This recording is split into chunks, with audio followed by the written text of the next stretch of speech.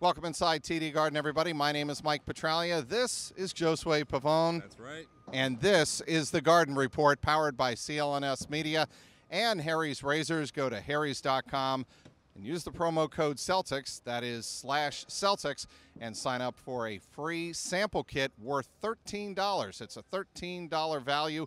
Go to harrys.com /Celtics. Here on Wednesday night, the Celtics took care of business, as you would expect them to, 113-86 over the hapless Sacramento Kings. They're constantly rebuilding, but I thought the story of the night, pretty much a couple of things. Jaylen Brown and the Celtics bench. Let's get to Jaylen Brown, Josue, right off the bat.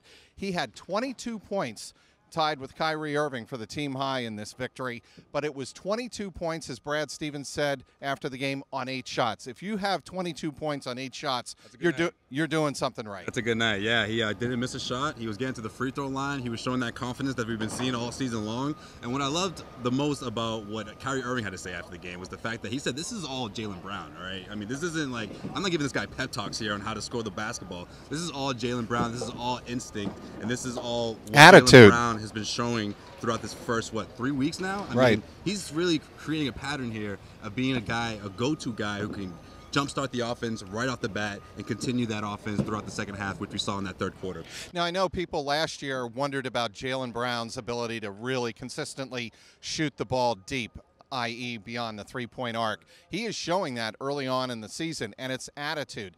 You have been seeing Jaylen Brown work and work and work in pregame warm-ups and in practice on off days on shots beyond the arc, catching the ball in rhythm and getting off a smooth-looking shot.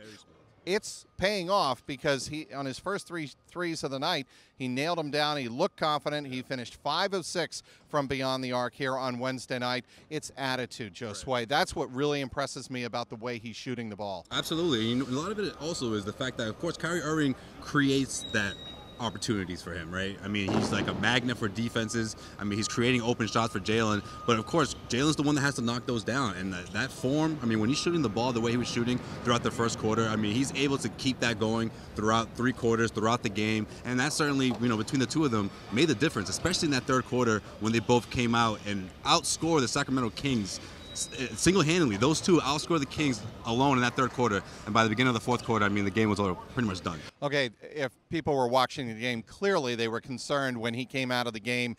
Banged knees is what Brad Stevens said after the game. He had not an ice wrap on his left knee, but a heating pack on his knee, so the knee would not stiffen up. Apparently, it's not a big deal because Brad Stevens after the game said he was cleared and okay to come back in the game. But clearly, when you're up 29 points late in the third quarter, there was no need for Jaylen Brown to return. You pull him. You pull him at that point. But yeah, he said that he's, you know, everything's okay. He just bumped knees.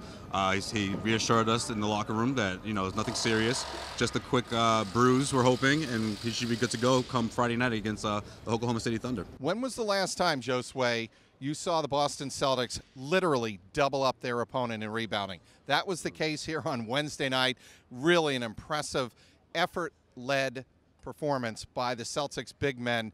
An effort, because that's really what rebounding is all about. 52-26 is what the Celtics out-rebounded the Kings by here on Wednesday night. Incredible stuff, Chad. I mean, and give credit a lot to the guys off the bench. I mean, they're also putting in that effort. Rookie Daniel Tice, I mean, this guy, of course, isn't necessarily a rookie. I mean, he is an import. He's been a pro for a while, but he's certainly doing the things that you want to see out of your backup big man. I mean, getting in there, scoring for you, pulling down 10 boards. I mean, this guy has the knack. He has the ability, and he has the potential to become a really good NBA player, a great pro, I think, in this league. Tice, a double-double, 10 points, 10 rebounds off the bench. Impressive.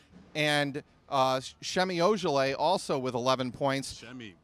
Which, by the way, when did we start calling him Shemi? It used to be Semi, now it's Shemi. I mean, I don't know. Apparently, we have gotten the edict from down on high that, yes, him, that it's Shemi Ojale. But seriously, when you have 3 players off the bench, when you have Terry Rozier, Ojale, and Tice scoring in double figures, that is a pretty good sign that you are in complete control of the game. Yeah, you know what? Brad Stevens has a lot of confidence in Shemi. You know, he has a lot of confidence that he can be a solid 3-and-D guy in this league. And obviously, he's proving it, you know, with getting his time and making the most of his minutes. I mean, I think what I like the most about that bench, that unit, was I love the fact that, and of course, we don't know what's going to happen once Marcus Morris comes back. We don't know if Jason Tatum will still be in the lineup, if he's going to be in the bench. That's something that Brad Stevens has to figure out. But one thing I really liked about the second unit was the lineup with Rozier and Smart in the backcourt. You had Tice up front alongside Tatum. Right. I feel like those two guys, I mean, for what they're able to do defensively and, of course, what you get out of Tatum offensively, I mean, that's a really tough matchup for a lot of opposing benches. Not sure if that's something that Brad Stevens will stick with, especially those two coming off the bench together. But I think when you couple those two, along with the rookie Shemi, and, of course, Rozier and Smart in the backcourt, I think that's a very strong backup lineup that could really be one of the better lineups in the NBA this season. After starting the season 0-2, the Celtics have won 6 straight games. They are 6-2, obviously in first place in the division. After the game, Brad Stevens was asked about the road trip coming up.